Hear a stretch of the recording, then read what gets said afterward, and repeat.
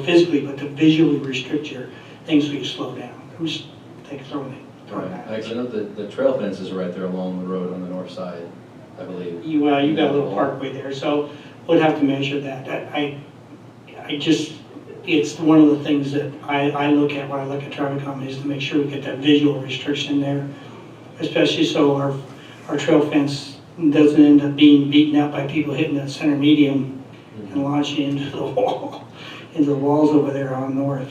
I mean, that's on Pinto Place as it goes around. Those people get their back wall. Right. But if you get a chance, just, I don't know what kind of landscaping, Brian probably help you on that.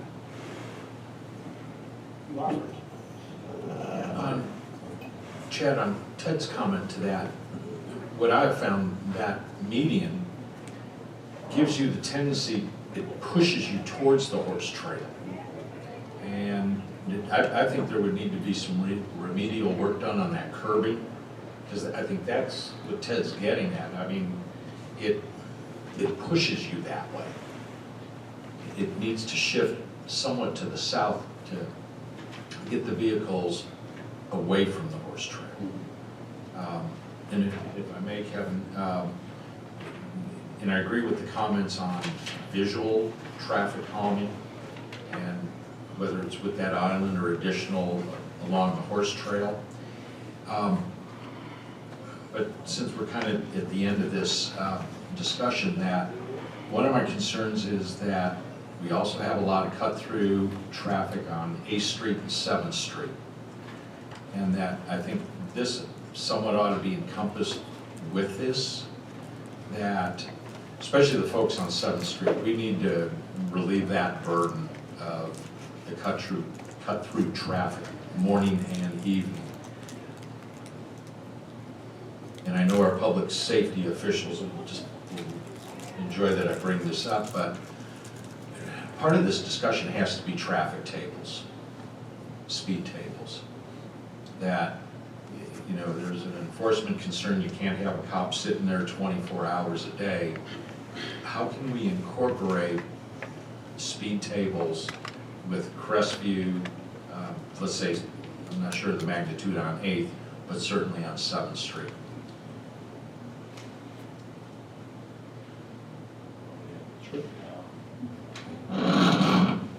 That was something we didn't specifically look at. However, with speed humps or tables, you generally want to have a flat roadway surface. And I think 7th Street rises up to Crestview, and Crestview has a number of curves now. Yeah, from California, Yeah. 7th Street to Crestview. Yeah. But that's a short run. I'm thinking the run from California to Valley View. Oh, that's, yeah, that Right, was I mean, outside the study area. What's our speed limit there? 80, 85? Not quite sure. Well, I found out we dropped it 5 miles an hour, so 75. But I think that needs to be taken into this study. And those are, for what we've been focused at as far as this study, and I'd like to keep us on topic of making, and moving forward with these changes in this, that we can also work with Elk Grover to look at those other issues as add-ons to other mitigation issues that we want to address.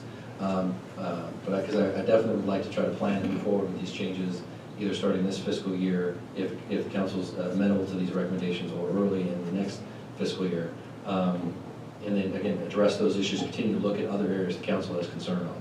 So then I made a note, we can certainly look at that and talk with Elk Grover what needs to be done to kind of evaluate, come back to you with a congressional estimate. You know, my feeling is that ought to be encompassed with this, that those neighborhoods are impacted because of this intersection and the cut-through traffic to Riverside and back to Riverside. So they're being just as impacted as this California North intersection. Chad, if I can add on to that, what he's saying. On page 8 of that first little booklet that we had, where you have that chart at the bottom, the traffic on California Avenue from north to 8th is 11,800 vehicles, from 8th to 7th. It's 11,800 vehicles from 7th to 6th. 10,000 vehicles, so the other 1,800 are coming down 7th Street. And 1,700 of them don't stop at any of the stop signs down through there, because I live on the other side of 7th, so I have to be real careful going out. But I know what he's talking about with all that traffic, and it's just as bad in the afternoon as it is the morning, but they're worse about running the stop signs in the afternoon because they're in a hurry to get home and everything. But I know what he's talking about with those speed tables and everything, so I think we'll look at that along some of those streets that they cut off of California on there. Well, we can certainly go back and work with Albert Grover on that specific area and get some recommendations as far as what passive mitigations we can do, including analysis on this, for the speed tables are appropriate for those areas, and bring it back to council or give you a report kind of indicating what we recommending, and then see if you concur with that suggestion. Berlin, you done?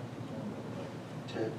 I'll give you a second. You know, I'm looking at the, on your traffic collisions on California, and that was the one thing when I, during the election process, during campaigning, the people in California, and it may be perception, but they live there. They live on a very dangerous street, according to them, and they live there. We don't, none of us live there, but to them, it's very important that we do something about the traffic on California. They've got the nearly, their 11,800 vehicles travel up and down in California. You know, and except for the 1,800 that use 7th Street. But even though the numbers don't justify it because you're sitting below the 2.8 collisions per million vehicles that you have there, it's still people's residential street. And I know you can't drop it down because of this thing, but we need to either look at doing something to slow it down or make it safer. Unfortunately, the city council years ago had the property and then gave it back to make the street wider. I mean, they give it back. Shame on them. We can't fix that. But we need to somehow slow it down. And if we look at speed tables and slow down California and get them to go back 25 miles an hour and make it safer for those people using the horse trail, or even those people that got to go out and get to their mail in their mailbox. I know in your study you show it's a narrow street. And again, I go back to the human factor. You keep it narrow, you keep the visibility narrow, you keep the speeds down. We open it up and we're going to have another valley view on our hands.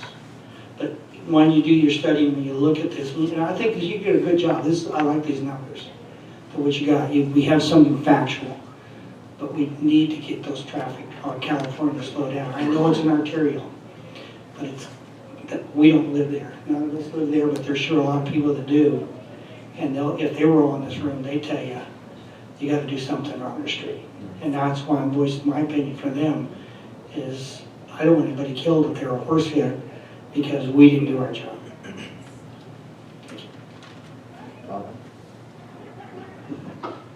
Chad, thank you, and thank you for doing this study. The numbers, when I was reading it last night, are just incredible. I can't imagine the residents on California. Almost 12,000 cars going by your house every day. It just blows my mind. So, and then I did notice, you know, the drop off of the 1,800. I'm like, wow, 7th is not any better. So I agree with Greg, just in the fact that those numbers, they speak for themselves. When you have 1,800 cars cutting off somewhere, that needs to be looked at as well. And I agree, I drive through that. I cut through to Riverside when I need to go to Riverside. I do not take the 91, I cut the back way, so I'm guilty. But I think there's enough of us going that way, and I agree with you. I think most people want to do what's right, and the measures that you put in here, I think will work. I think when I see the sign flashing that I'm going a little too fast, I let off the gas. And I think even if there's a few of us that do that, we're gonna slow down the jerk behind us a little bit, hopefully. And so I think, you know, getting that extra 1 mile or 2 miles an hour, so then we can go back and change, you know, again after the 6 months. I think this is a step in the right direction, and I believe in baby steps and kind of training people to do the right thing, but I work with 40 high school kids at a time, so you gotta kind of make them do it without them knowing they're doing it. And when I read the study, that's what it kind of seemed like to me. We're gonna make them do this without them knowing we're making them do this. And the rest at Red was one of my favorite ones in the study because people aren't gonna know and they're just gonna slow down, so, thank you. The traffic calming at Crestview north to California, you know, was never finished. It was supposed to have all kinds of trees and stuff, but there's a park that I went to years ago that had stones. And you literally, when you came to it, your problem is what if somebody hits a stone, but you just automatically slowed down because there were stones at the front, then toward the middle, then one at the end. Is that something you could do, or is it too dangerous, somebody may hit it? Well, I think for maybe staff's perspective on, again, doing any improvements in the median, our issue is the maintenance, in that anything large like that becomes a surface for graffiti. I mean, it just becomes their tapestry. So when you, because again, we've thought about, again, using large stones, anything physical like that, you know, even though it's a wide median, I don't think it's necessarily an issue for folks. If they jump the median, you know, they might bounce off that rock. It certainly can happen, because it's a physical structure, just like they bounce and go through the horse trail and hit the wall. So you can't fix bad driving.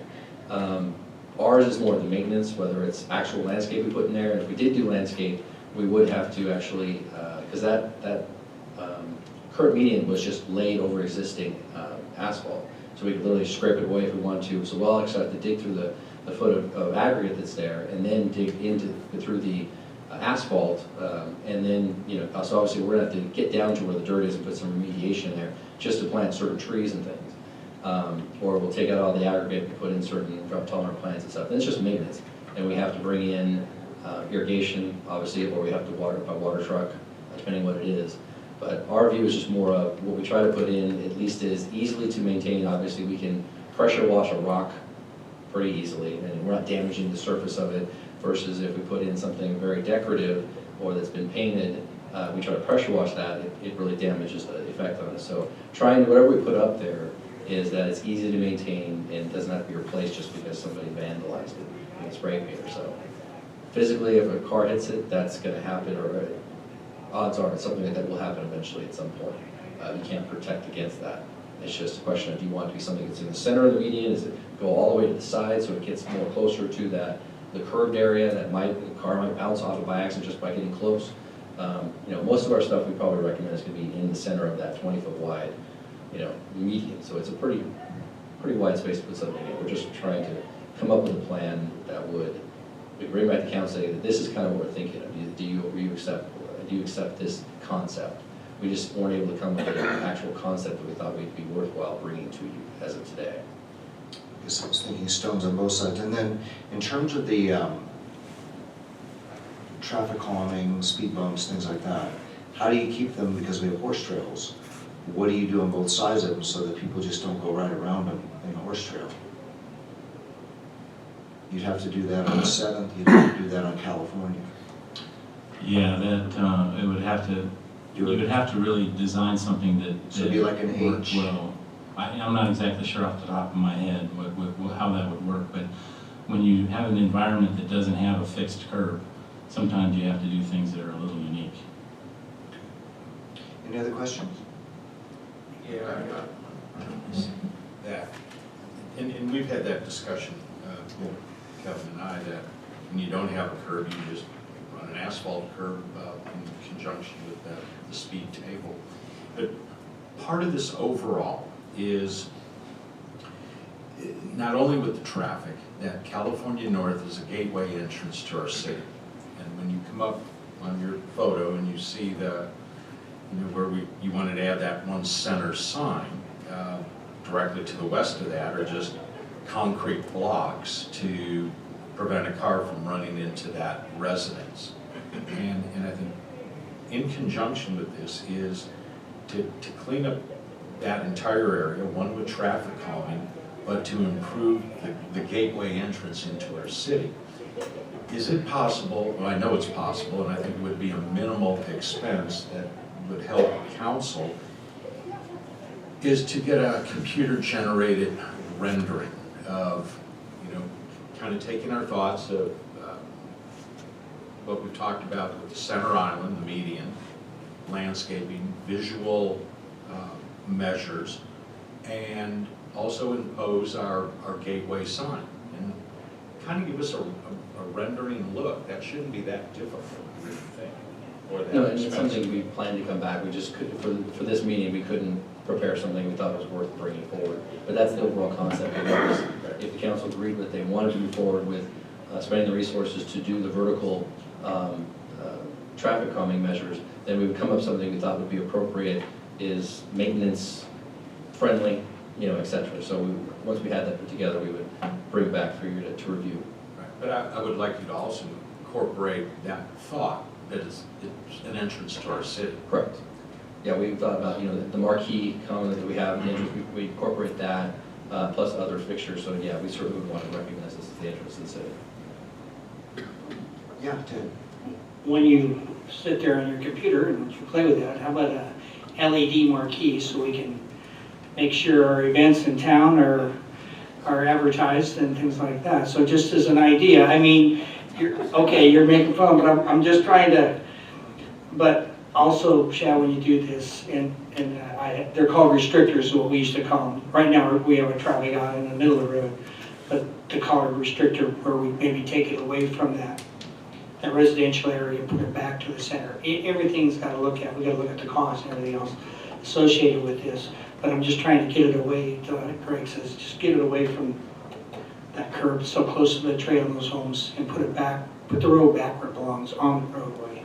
Not so much in the center, we don't send those cars out. Just give us an idea what that may look like or the cost or something associated with that. Okay. All right, thank you. Erwin, your sign idea is back. Yeah, well, it got shoved off to the side after they put it up. They started advertising their tomatoes for 39 cents a pound. That's a sore subject, right? And for the council benefit, this project was, has been set aside funding CIP-wise of $300,000 to do this. The measures that have been recommended so far, I believe, are very minor. I mean, it wouldn't cost, at this point, under $100,000 in my opinion. Most of it could be done by our internal contractor, Siemens, to do a lot of the signage work, et cetera, signalization. So the more bulk of the work is really going to be what we choose to do and spend on the median and those measures. Yeah, please. I'm just throwing a thought at you because I know the Navy has them. I think they use them in Orange County. The composite traffic calming, the tables, traffic tables, the speed tables. There's a composite out there. Rubberized. Yeah, the rubberized, so they can, you know, we're not putting asphalt down, something that can be utilized on a temporary basis. Just take a look at those, because I know, like I said, they're using them over here at the Navy base. Thank you. They have the slam gates too. That's a good idea.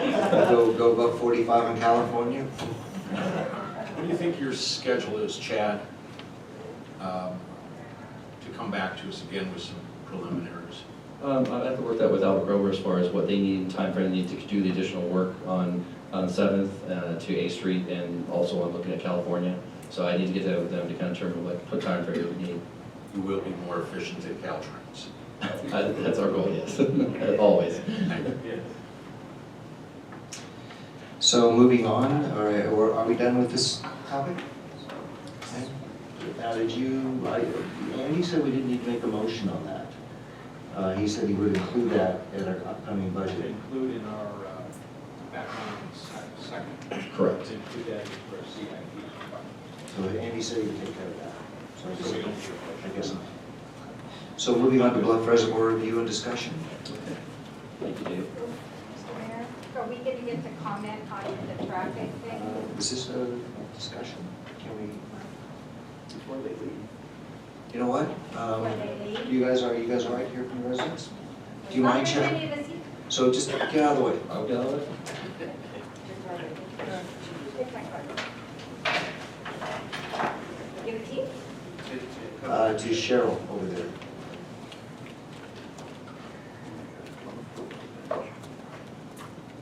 Hi, I'm Marion Silverman. I live on California Avenue, and I feel like it is the second busiest street in Norco.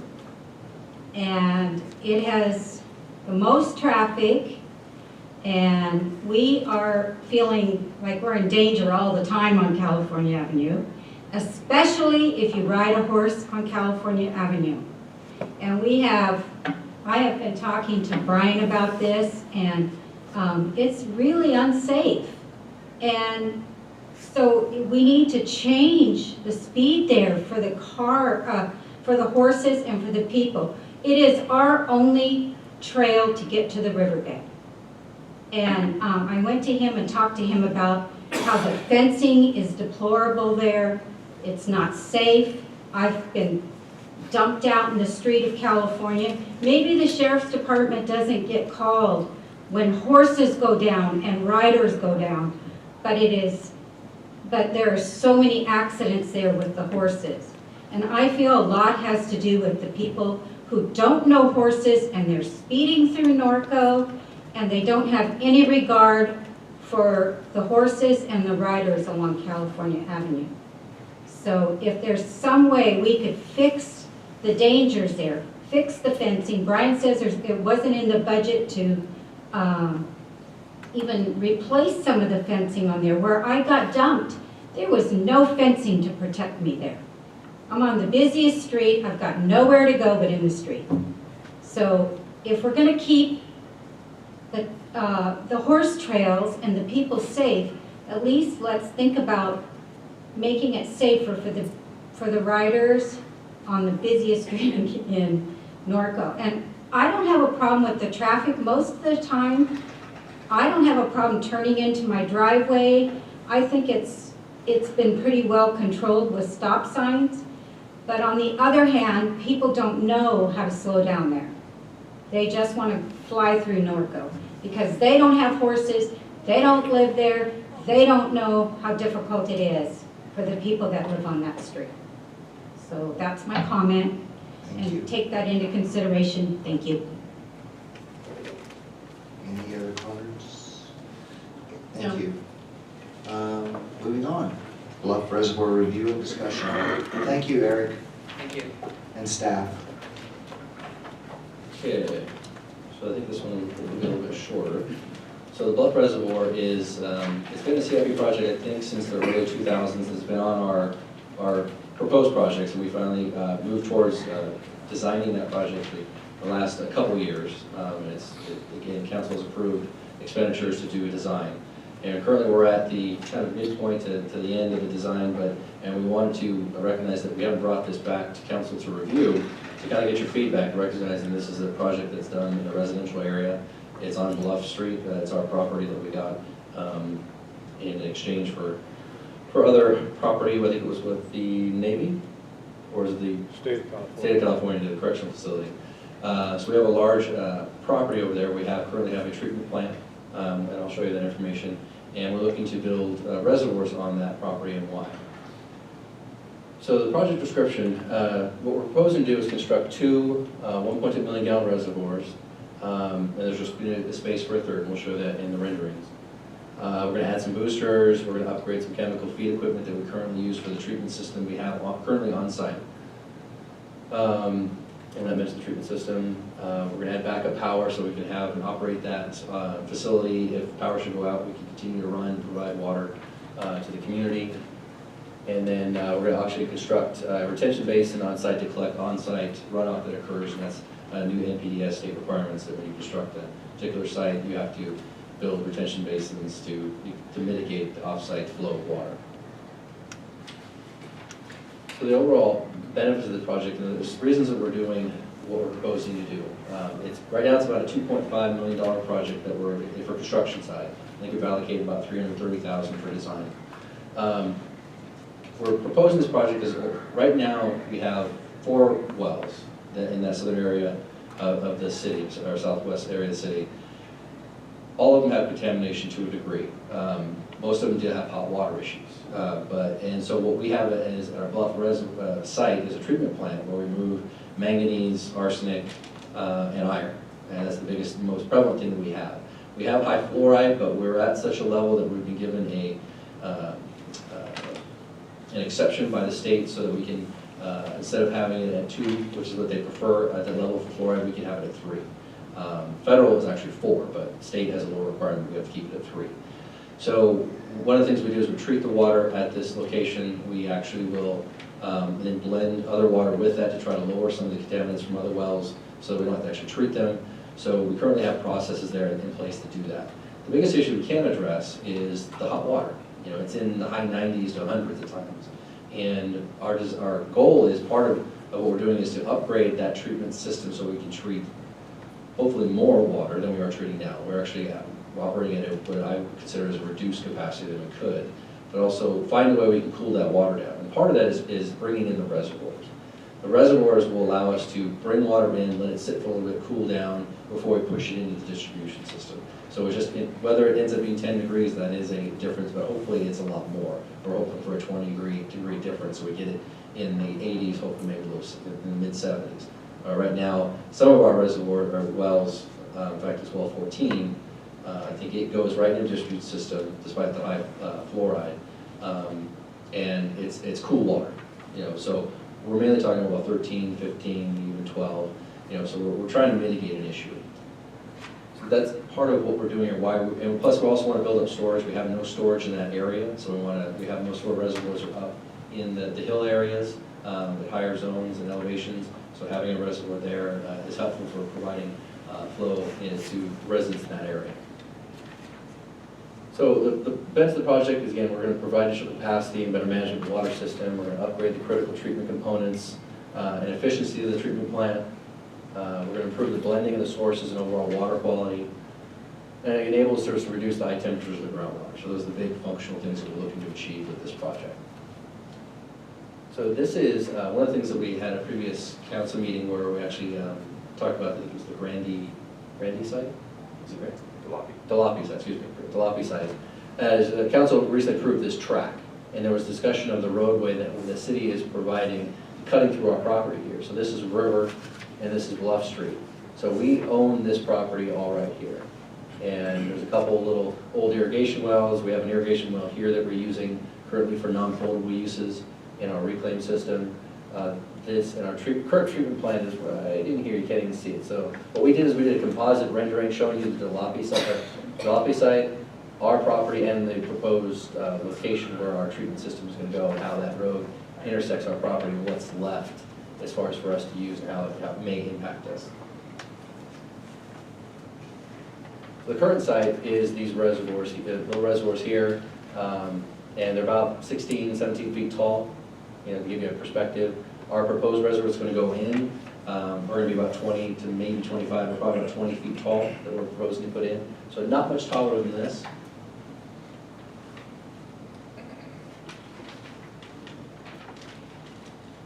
So what we have here is, again, we have 3 tanks. We're putting 2 1.2 million gallon tanks in first with enough space to put in the third if we need it. Possible thing we might do here in the future is actually make a reclaimed water tank here for storage. So as we only have one right now farther in our system, having one here would be helpful. Another reservoir for storage, a larger one. The other one we have is very small. This full-size, 1 million gallon at least reservoir helps us have capacity should Ripper plant go down, and when we finally start taking that water, we can survive for a certain amount of time period. And we'll gauge that based off of funding when funding becomes available. If we build that, what size it should be. But even with this footprint here, we still have land over here that isn't being used before we even get to that roadway. So we can expand if we need to be. We're gonna have booster pump stations gonna push this water out. We're gonna have new chemical tanks that's gonna feed not only this system here, we're gonna chlorinate the water, but it's also gonna feed the treatment plant that's right there. We may actually expand the treatment plant so it can provide more capacity. That will probably be in a future design we're gonna add on. Right now, our focus is to upgrade the equipment to feed this existing system and to get this reservoir system up online. As far as just general understanding is again, and the council discussed this before when they were looking at the Delapi property, is that a desire to, because they're putting that trail in on that roadway, desire to make it go somewhere, not just end here at Bluff. So again, this is the area that we're planning on adjusting, this half of our property. So we would look at design of bringing back that fence line to accommodate a horse trail that could connect to the existing horse trail that's on Bluff. There's 3 houses over here that don't belong, I mean, obviously it's private property that we'd have to work out and extend it so it actually completes the horse trail, it just doesn't stop at our property line here. So there's a small segment we'd have to move and complete, so at least get it all done. We'd probably also look at during what type of improvements we want to do in the street as far as storm drain, et cetera, if we're going to do any roll curb or anything like that we feel is necessary. But we're going to look at all that, but again, moving our fence line backs to try to accommodate a horse trail that will coincide with horse trails being put in by the Delapi property in that roadway. So we're going to look at all that stuff and bring that back just to give you an overall picture of what we're proposing to do. Now, as far as we want to give you a rendering, or not a rendering, these are actual tanks that we currently have in the city. We want you to understand what it is that the homeowners around there will be looking at. So this is a bolted tank. This is a tank we currently have in the city. It's one of our sites. And so this is what it would look like. So when I say the height would be about 20 feet, maybe 25 feet as far as this vertical element. If we go with the bolted tank, the dome itself is about 15 feet in height. So it adds that much higher element. But this is the overall look, aesthetics is how it looks, to give you an image. Versus a bolted tank, a welded tank, looks like this. It's just welded together, painted, so it's very generic. The roof is basically flat except for about a 4-foot change, so we have an elevated roof. But that's just the general look. And as far as, and again, that's another reservoir in our city. So it'd be one of those 2 types. And again, what we're looking for is kind of feedback from council if there's a preference you have. We want to kind of accommodate that obviously, and then focus on that as our cost, because there is a slight difference in the cost between the type that you do. And the bigger question is, are there other options, to hide the reservoirs? That's a question we get, and we want to look at that. So again, underground, it certainly puts it out of public view, but it's 3 to 4 times the cost. We would have to build one much larger reservoir, because once we build it, we'd have to assume even future demand capacity. So instead of building let's say a 1 reservoir, it's 2 million gallons, which equals the 2 smaller, the other ones, we might build a 4 million gallon reservoir, because once you dig and excavate and remove that, you're not going to dig a second one. So you want to make sure you dig the one time and move forward. The other issue with that is concrete acts as an insulator. So really, if we put in a concrete reservoir, it's just going to stay warm, and then that's not going to help us. And our drive is to lower the temperature of that water. So putting it in a concrete reservoir, whether it was above ground or below ground, we don't think is in our best interest. And our goal is to reduce the temperature of the water. And as indicated, the initial reservoir would need to be a little larger for expansion later. And the other option has been like a false facade. Some of us, we've seen other reservoirs that were painted architecturally nice big mosaic that's on there, etc. You can sort of do something like that. Obviously, it adds extra cost. There's limited vendors that do it. Plus, we also have the issue of graffiti. We do get folks, as indicated in one of the other pictures, see if I can show you, go back, is this one here. This area here has had graffiti before, that's why it's painted a different color. So it's, we go through and just roll over it, and so this is the issue you have. You spend a lot of money on any type of really nice painted marquee, a barn, or any type of look you wanted. There's a good chance somebody's going to get in there and just paint right over it and make the mark, and if we blast it off, it just ruins everything. The other types of facades that you could do are more like the hidden facade, where you build a shell around it, the existing reservoir, whether it be square or round, and it's shaped like a house, or it's shaped like a barn, or just architecturally nicer than just a metal flat reservoir. Again, the biggest issue we have in trying to just research it, there's not a lot of companies that do it, because it's really an add-on that most agencies can't afford. So again, we continue to look for that if that's a desire of the council to have that, or at least get the cost on it. But we really did a lot of work. There's not a lot of agencies that do it anymore.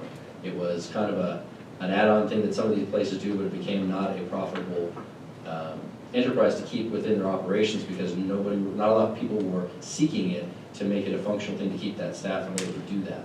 So, but we recognize it is out there. We've seen in other places. It's just we're limited on funding what we can do, And also, we're worried about the issues with vandalism. That's the key issue on that.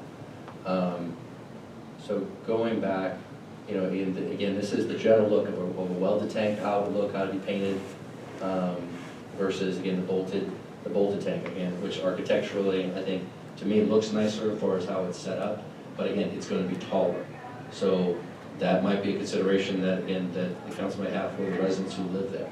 Well, I think mostly it would impact the folks that live along Bluff, that they're going to visually see that obviously through, because our fencing will not be a brick wall along Bluff, because again, it's graffiti, that's just a tapestry for them. We would probably do a new wrought iron gate, so they would visually see through it and see the reservoirs. So depending on what they would need to look at or from the properties, it's something like this or the other one. The folks behind, my understanding how that property is being developed and the Jalopy property is that they're gonna be more elevated, plus the wall that's going back to the property. They may see only the top tower area at most, and once it's built. Because that's gonna be an elevated property, plus they're gonna have, I think it's, what size is the wall gonna be? I think it was an 8-foot wall, brick wall, you know, so, you know, their view is not, unless they're in their second floor, they might see it, but from downstairs, they probably wouldn't see much of the structures.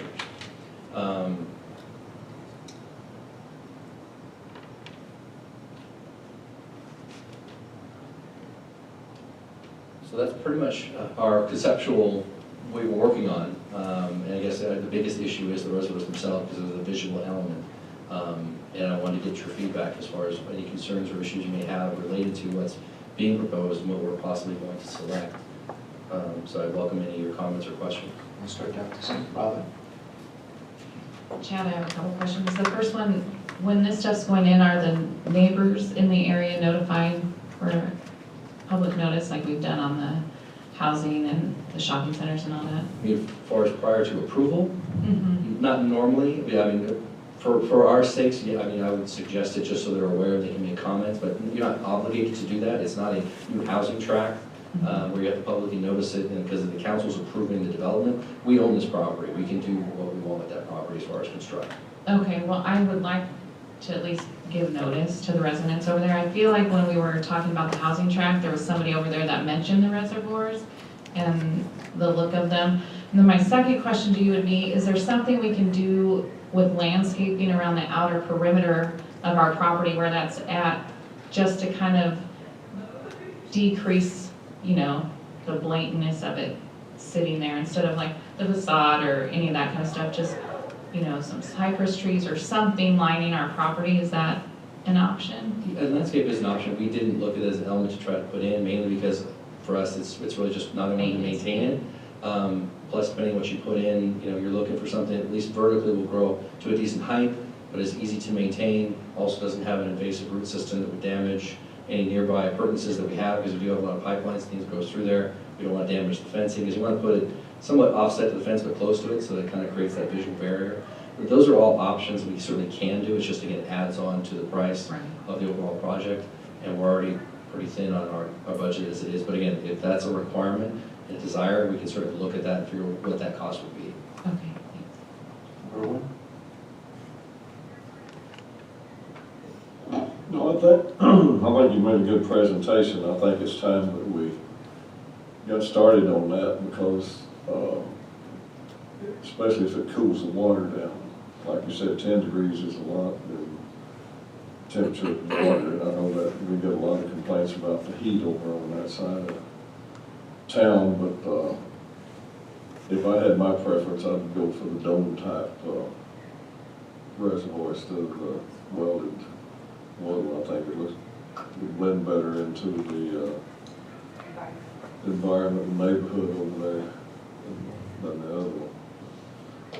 But unlike Robin, if there's some kind of, on the inside of the property, if you could put up a hedge or something along there that wouldn't, the roots of the hedges wouldn't interfere with your water lines or anything, really. Not necessarily. It's just, I mean, I wouldn't want to put in trees per se. You know, Right. if we could find a hedge that can be managed and grown into a wall, or at least but again, you're talking about years of growth before it'll get to a remote height that would probably obscure for the folks on Bluff, that reservoir, so, but it certainly can be done. It's been done in other places, we can do it. Well, it'd cut the looks of the size of it down if you had something growing. Right. I think that looks good there. Thank you. Ted? Chad, you mentioned cost, so we have 2 welded tanks there now. What's the difference in the bolted cost more than the welded? Or is it- They're pretty marginally the same. It's Oh, just it's different the same? construction, how you put them together, that's your difference in cost. It's still using steel, it's just, it's just how it's constructed. Okay, so it's not a big factor? No, it's a much bigger factor when you're talking going to concrete. Okay, now, and I'm glad you brought up the trail. That trail kind of stops, well, where that slide, yeah, they're okay. I know when we're talking about the property, we have a trail that's gonna run all the way through. And basically, we needed to hook to, so they can get to Ted Brooks Park in there and go into the bluff and that, and the rest of that housing tract. Those, I think there's 3 properties, right? I think it's 3. That there's no trail in front of No. us. And so and now I'm just throwing options out. Is there a way on the edge of our property on your, that would be your east edge, yeah, right on there, so we could drop that down if we had to get it onto that existing trail back behind that? Because there is a trail back on the back side. Back here. Yeah, it goes back in there somewhere. It's just a thought, just, The trail on the backside comes up the line right there. So is that what you're talking, Ted? Right? just something to where it's on the backside. Because there is that trailhead, there's, unfortunately, our property ends, there's 3 properties there. If we can get them to work on that, I think, even if I don't know how big of an easement we have over there, we might want to research that, so we can make that continual trail through there. But we have to, we owe it to the people on that side of the peninsula to make that trail connect. Because this is a I believe, residential property here. Yeah, yes, Don't we So- own that? the trail. That house? Well, we used to own that house. We sold it. Oh, I know who owns it though now. Yeah, that used to, you know who she is? Yeah, I know you. I mean, we can look at an option potentially. It is the shepherd's soul, right? Yeah. If we took our property line and just used, create a trail on this side of our property line, and then build a wrought iron fence over here. Yeah, just- And then connected it somewhere over this way, possibly. Again, we'll look at that. Just, we So might at want least to look they- at, see if the easement, how much of that easement we have for a trail. I think you're right, we need to make sure we incorporate that in there. And then I'm with Berwin and Robin, we need to landscape and something along there. I mean, to be honest with you, it's not your fault, that property's ugly. We need to clean out the debris. We wouldn't let anybody else in this city have that broken up concrete and junk in there. Well, definitely, but this area here will all be graded and cleaned up as The part other of the side, project. the other side That's, has no plans at this point to do anything with it. we need to clean it up. So, noted, we will find a way to, a lot of our stuff's over here, sitting in stockpiles. And then we have those trees that are right here. But Yeah, do you know what I'm talking, Oh, yeah. it's a dump. yeah. And we wouldn't let anybody else do that, so we should be able to do it too. But you might want to think of Bougainvillea or Tire Campus along that chain link fence, because one, people aren't going to climb it after they touch Bougainvillea or Tire Campus a few times, they won't, or climbing roses for that, so. Yeah, and we'll look at whether or not it makes sense for us to do any type of tree planting along the fence line or just maybe in front of the reservoirs themselves. Because it just depends on what we have going up here, because we're going to have a gated area that's going to come in, it's going to be about 30 feet wide, where we wouldn't put any trees at all. So again, that pathway for these homes in this area would see that reservoir clearly straight through. So we may have to look at what we can do maybe closer to the reservoirs themselves to create that look. Maybe that helps, but we'll look at both options.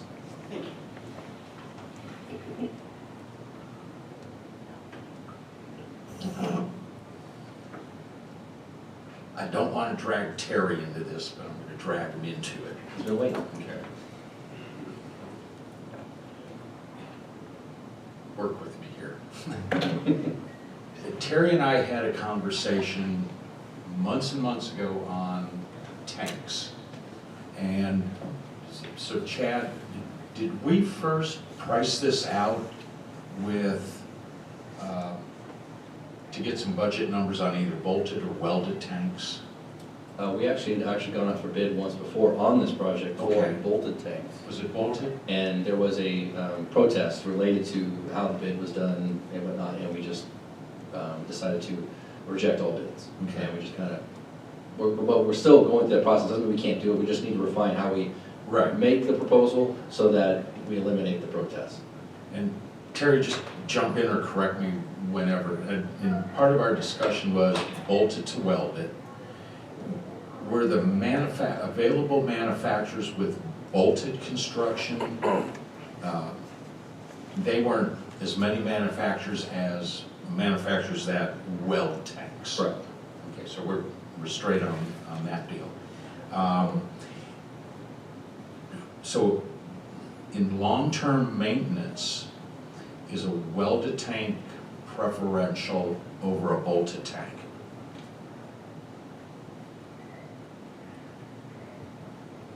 Terry, do you have any thoughts? You have maintenance problems with both tanks. Right. That's just part of ownership. What Chad didn't get into was the actual construction of the tank itself. The bolted tanks have a glass infused. This will come back to me, our conversation, it's been a while. That's good. Steel tanks, the welded tanks are just that. They're welded steel and they're painted. The bolted tanks are glass infused. They go through a manufacturing process that actually puts porcelain coating on the inside and the outside. What that gives us is rust inhibition. Okay, it knocks down the corrosion that you get and you fight with steel tanks. It makes them more expensive to build, but they're faster to put together because you're bolting your nut out there with certified welders, X-ray weld, doing all of the manufacturing process basically in field. It also gives you graffiti fighting abilities. That glass infused tank, they can paint on all day long. I'm gonna go out there with the pressure washer, it's done. That's it, and I'm not taking off the underlying coating. Okay.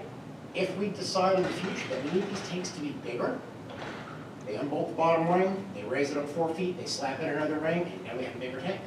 You can't do that with a steel tank. They have different Welded, with a welded advantages. tank. Okay, the steel tanks, yes, you get a greater section of the manufacturing community that can come in and build this for you. They can't build that. They can't build the glass tank because the manufacturing process is not done in field. Okay, can you modify a steel tank easier?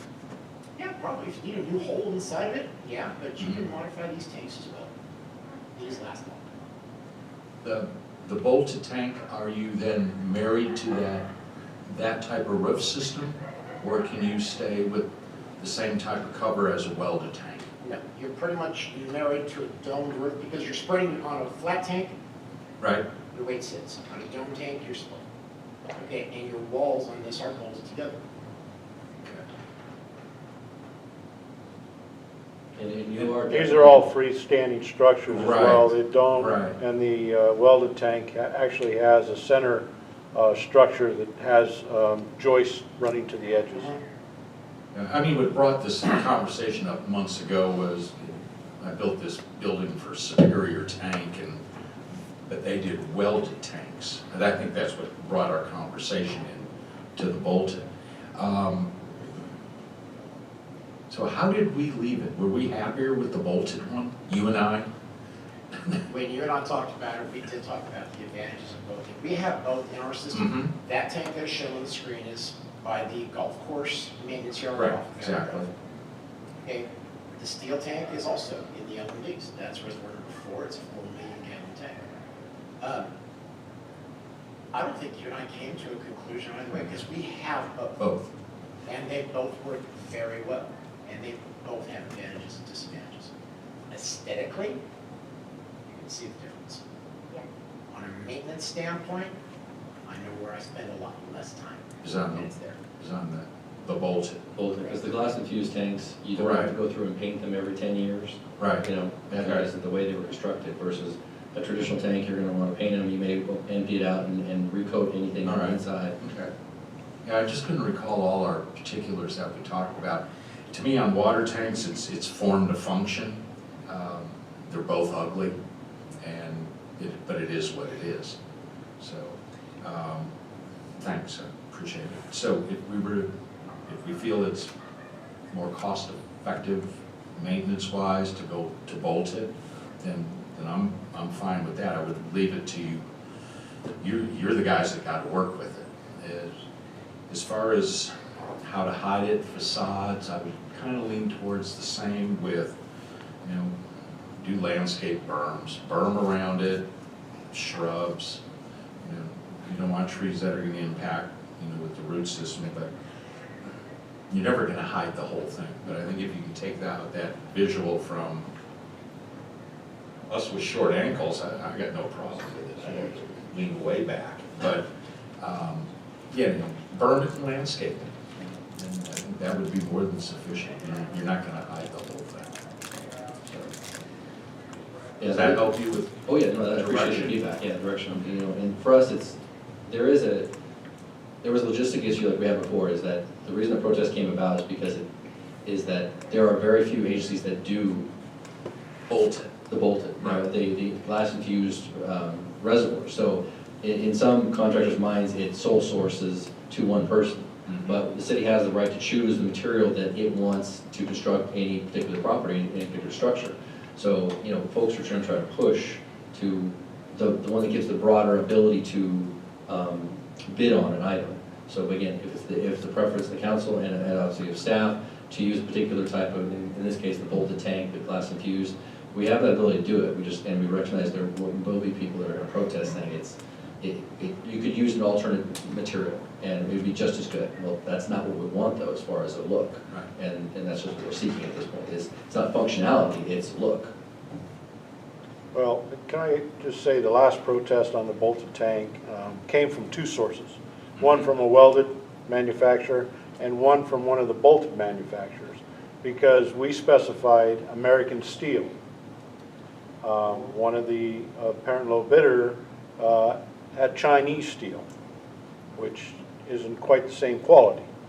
And so they protested as well.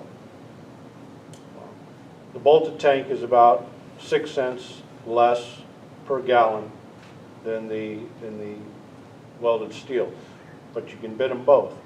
And just for last clarification, and I'll shut up, the bolted steel tank that you see has a 20-foot wall, but it's 37 feet high. The same 20-foot wall steel tank would be 22-foot high.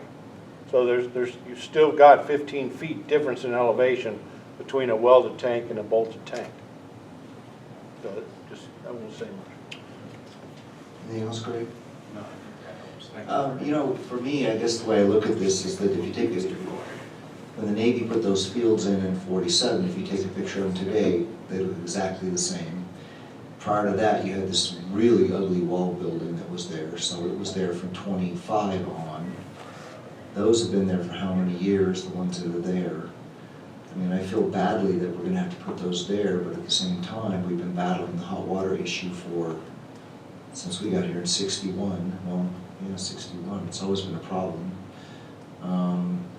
Can you make them a different color? Like, people are looking up at them and there's a blue sky. Can you make Actually, the blue, the cobalt blue, which is dark blue, is 8 cents per gallon less than that tan. That tan is more There's blue, expensive. there's black. See, I think maybe a blue would be, I don't know. Well, there's only one blue. It's a cobalt blue. It's a dark blue. I just, man, trying to find whatever the background is, you're trying to blend it. And then, of course, obviously, I'm a little concerned that the bolted has a higher, 16 feet higher. That concerns me.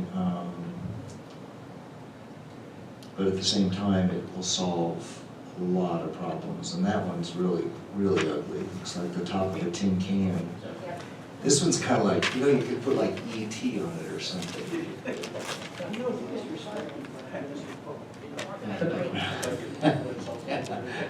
More country looking on that. But we It can, looks more country, like it would fit in better. It's got more of a farm look. Silo, there you go. Anyway, I think I like the idea of plants and stuff, but the problem is aren't some of the plants get tall, the wind will knock them down because there won't be a root system that's invasive. So that might- Well, we'll have to look and see what is structurally going to work for us. We're going in and want to go so high because of maintenance purposes, et cetera. So it's not going to be intended to go the full 20 feet to hide a reservoir. It's just going to be something at least helps divert, that view. Anybody else have anything? So I think we are, So just to clarify, for design, we'll go through and prepare with a bolted tank, which is a glass fused tank. But per Robin's request, we can certainly, once we have something formally prepared, we can bring it back to council for the actual presentation. Really, that's where folks can come to voices, bring it to council for actual discussion. They can talk about it there, what we propose and whatnot, before we actually go out to bid. And if there's at that time a decision, we can go back to welded, it's an easy switch out. Because it's just same footprint, everything else, just gonna be something higher. well, I like this.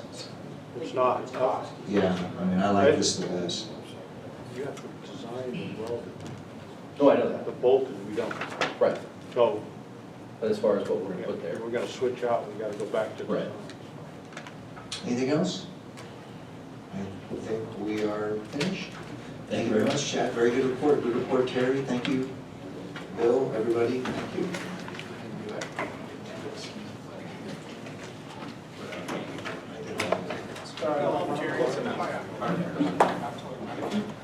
That one had cobalt blue picture you got initially. Yeah, there's only one that's dark cobalt. So you don't get a lot of, choice.